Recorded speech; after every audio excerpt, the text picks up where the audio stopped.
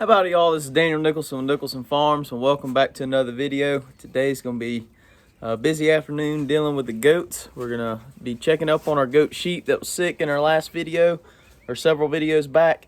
And we're also going to be working with some of their nannies, getting ready to put the two herds back together so we can start doing our pasture rotation through the summer. So y'all stick with us and check out what we got going on.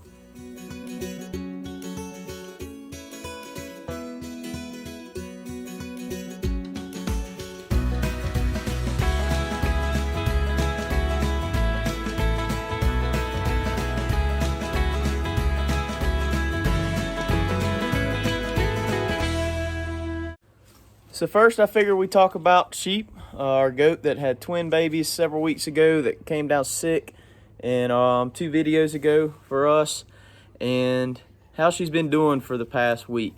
It's 8 days later since I shot that first video saying that she was sick and she just wasn't feeling that well, and so I kind of want to just give you an update and tell you about what we've been doing for her, how her progress has came, and all that good stuff.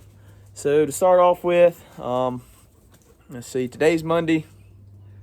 2 Sundays ago, sheep was not doing well. She had bad diarrhea for about 2 or 3 days, and so we decided to go ahead and bring her down to the barn, start treating her for coccidia.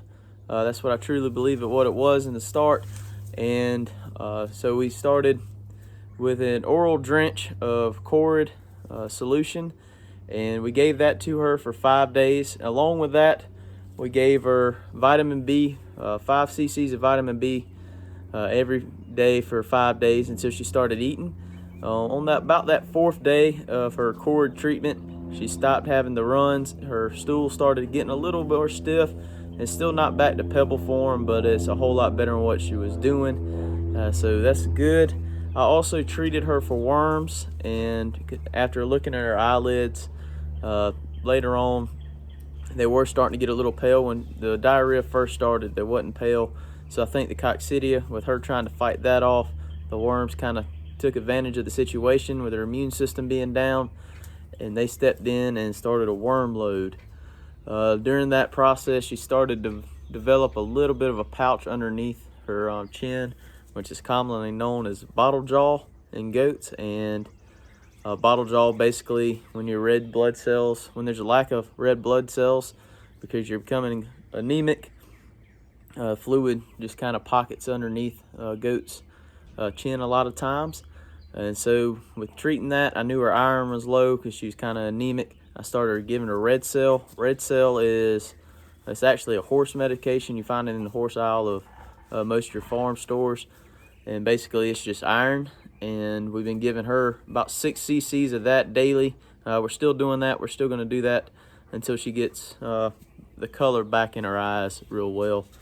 But she is back on feed. She's eating all her feed. I've been putting out about 1 pound of feed in the morning for her, 1 pound of feed in the afternoon for her. She's eating all that, so she's definitely getting her appetite back. That means she's feeling a whole lot better. She's drinking water well. Like I said earlier, she doesn't have the runs anymore. And we also, since she came down with coccidia, it's a bad time of year just because of the warm weather, the wet weather. I went ahead and treated both herds of my does. I've got a group of does back here in the house that you'll see here in a little while. We're going to do something with them here shortly. I went ahead and treated them with Corid in their drinking water, and I treated the group of does, as you saw in that video when we were treating sheep. I treated them in their pasture as well. My billies are at a separate location right now, so I didn't treat them. They're not exposed to the outbreak, if you'll call it that. Before as sheep's babies, they're doing well. They were kind of weak. She was stepping away from a good bit, but now they're at my feet right now, pestering me. Where y'all at? Down here. Like I said, she wasn't feeding her babies. She was kind of stepping away from them, and I didn't want her milk to dry up, so I wanted to leave her babies on them, so whenever she recovered, she'd have milk for them. But I started supplementing them with 2 bottles a day for the first couple of days, and I'd give them 1 in the morning, 1 in the afternoon. They drink all of it. You can tell they're hungry.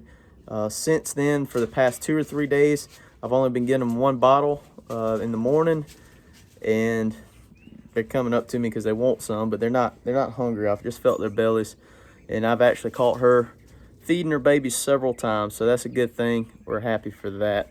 So I'm gonna catch sheep real quick. We're gonna give her some of that red cell, and we're gonna get on with the video. We'll show you how she's looking.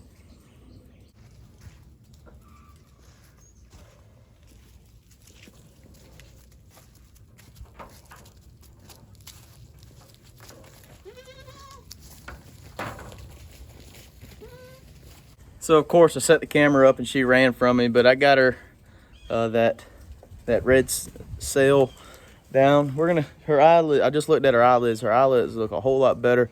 We'll probably keep doing this for probably another day or so, and then we'll stop and just keep feeding her grain, keep her separate from the other goats, and make sure she's getting plenty of grain, she's eating plenty of hay, and she's drinking plenty of water.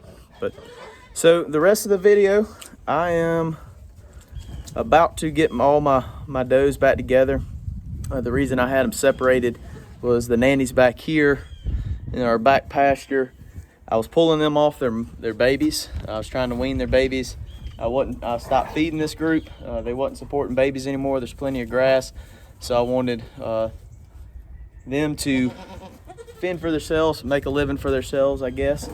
And I also had several nannies down here that are yearling does that did not get bred. They're not supporting babies as well, and so they're down here. And everything up front either has babies on them or they're weaning. And I did feed them for a little while longer. I'm not feeding them anymore, but my weanling does are on that creek feeder still, and my little bucklings, I feed them every day. But it's about time to get them all back together. So what I kind of want to do today is see if we can catch all these goats up, worm them. I forgot my trimmers at my house, so I won't be trimming their feet today, but that's okay. I'm by myself. It's kind of a tough task to try to trim feet and hold a goat and do all that by yourself. So I'm just gonna bring them in here, check their eyelids. If they need to be wormed, I'm gonna worm them. If we can get through this group, we're gonna go up to the front. We're gonna worm that group, and we might end up moving this group of goats all the way to the front. So we'll just kind of see how it goes. Let me grab my wormer, see if I can catch all these goats up, and we'll get to working them. So my wormer of choice right now is Prohibit. Prohibit comes in a pack. It's water soluble powder that you mix up. I mix 1 pint to half that bag, and I do weigh it out on a little scale, but I just mix it up in a mason jar, keep it in my fridge so I can worm goats as I need to. And I just use a drenching syringe, I guess. I don't know the technical name of it. This is what I use to give the medicine. Prohibit is one of those drugs. It's kind of easy to overdose your animal on, so you kind of want to know a general idea of what they weigh, and it's 2.2 cc's per 20 pounds. I'm working on getting a chute and a scale and all that built, or trying to line all that up so I can get that done, so I can trim feet, I can worm goats by myself, make it a whole lot easier on me. But I don't have that yet. I've been around it a little bit long enough that I kind of know what an animal weighs, and I can get it pretty close. One of the quickest ways to build worm resistance is to actually underdose your animal.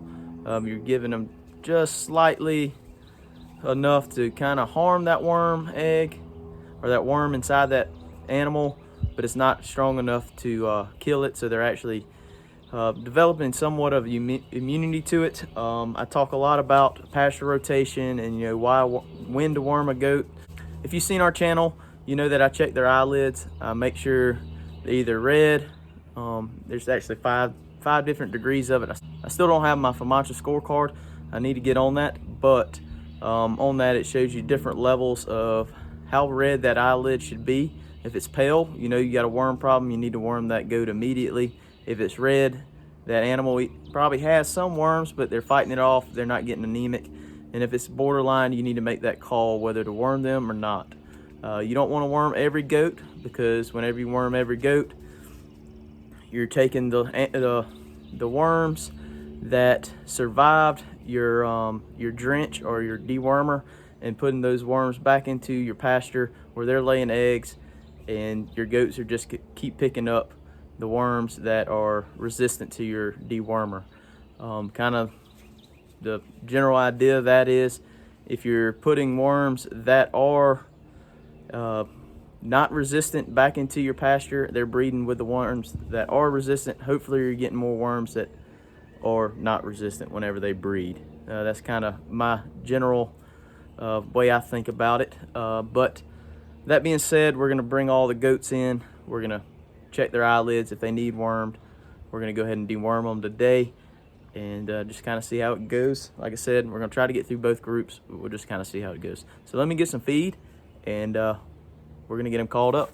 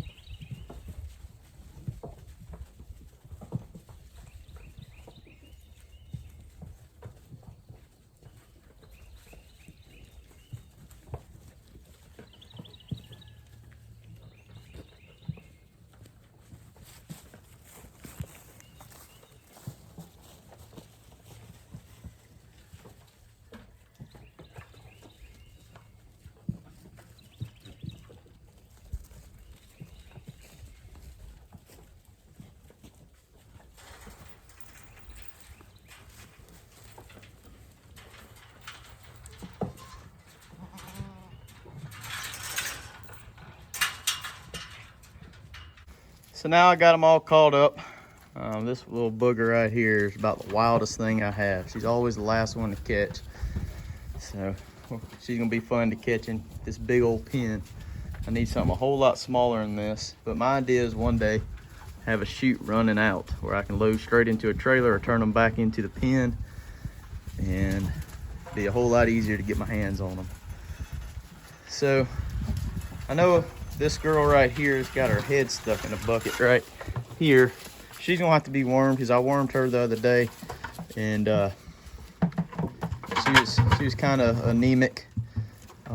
With the prohibit, you're not killing the worm eggs themselves. You're just killing the worm. So it's a good idea if you got one that's real wormy to go ahead and worm them, and 10 days later worm them again. It's actually day 11, but we're gonna go ahead and worm her. Everybody else I'm hoping will be fine, but we're gonna check them anyways, and we'll just see how it goes. So try not to laugh at me too hard chasing these goats down. I might slip and bust my tail. This is a big wet spot where brisket decides to stand and eat and pee and everything every day. So I might end up busting my tail, but I'm gonna set the camera up on a time lapse. I'm gonna work through these goats. I'll probably stop at one point and show you the eyelids, what I'm looking for, if I can get it on camera. Since I'm by myself, it might be a little difficult, but I'm gonna set the camera up real quick and we'll get going.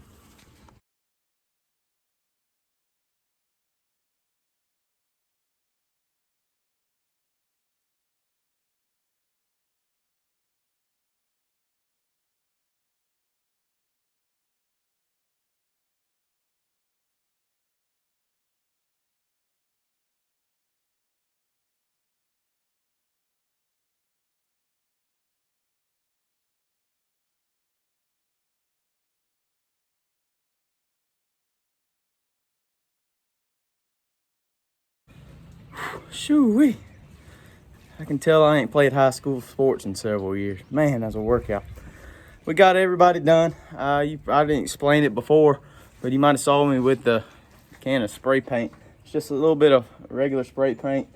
The ones that I had to worm, I put the mark on their neck, and the ones that I didn't have to worm, the ones that I wormed, I put a mark on their neck. The ones I didn't is right on their butt, so I can tell which ones I wormed, which ones I didn't, and I can put that in my record book later on. I'm not going to stress them out no more, chasing around looking at ear tag numbers.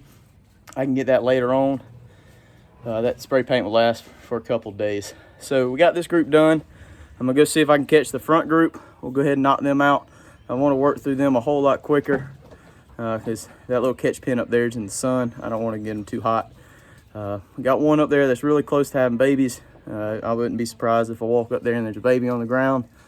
But I'm not gonna worm her or do anything with her. I'm gonna let her out as soon as we catch her, so I'm not stressing her. So let's go get those taken care of, and then we'll try to move some goats around. So this is my next group that I got to go through. I've got all my weanling does. They're looking really good. There's two of them over there. That's one of them, and that's the younger one. But all these in this corner, all were born this year. They're growing out really well. Got several young ones that was born several months ago. We're gonna work through them. Got all my babies hanging out on the outside of the pen. And this nanny right here, she's about to bust. So I don't want to risk worming her. I don't think worming her would hurt her, but we're gonna let her be, at least until after she has babies.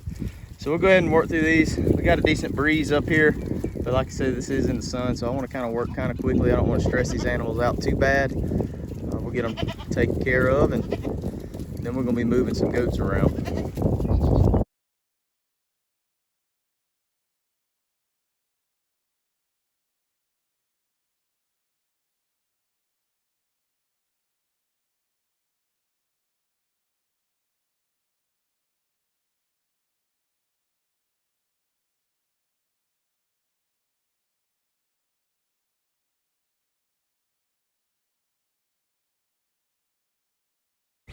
So we're able to get everybody worked. It's kind of somewhat happy with the results of actually seeing who all has worms, who doesn't.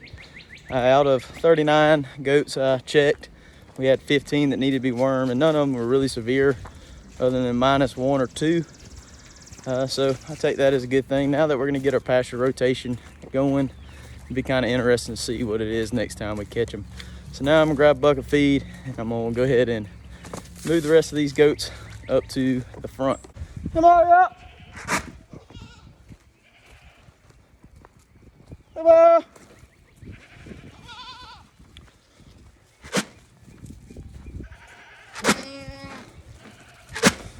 Come on.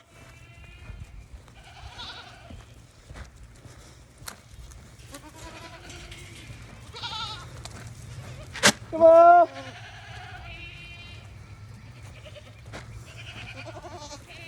Well, a productive afternoon. We got everybody wormed that needed it. We got the big herd back together. I think this is the most goats I've ever had all together at one time. So it's kind of a cool feeling. It's something I've been working for a long time. We want to keep growing our herd, find some more land to expand, hopefully. But we got everybody here, expecting a couple more babies. I got one more nanny to have babies. Hopefully she'll have twins, healthy twins. I left sheep and her babies down there in the lower pasture, and I left one nanny that was probably the worst out of all of them for his worms that I talked about earlier, that I wormed her previous to this video about 10 days ago.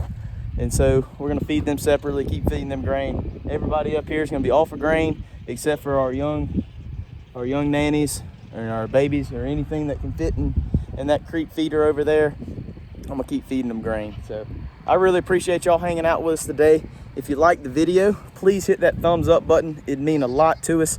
Hit that subscribe button if you haven't already. Hit the notification bell so you'll be notified next time we post a video, and leave us a comment so we can stay in touch with you. I love responding to comments. But I hope you enjoyed the video. Hope you learned something, and hope you like goats like I do. So y'all stick with us, and we're gonna keep putting these videos out. Y'all take care. We'll see y'all on the next one.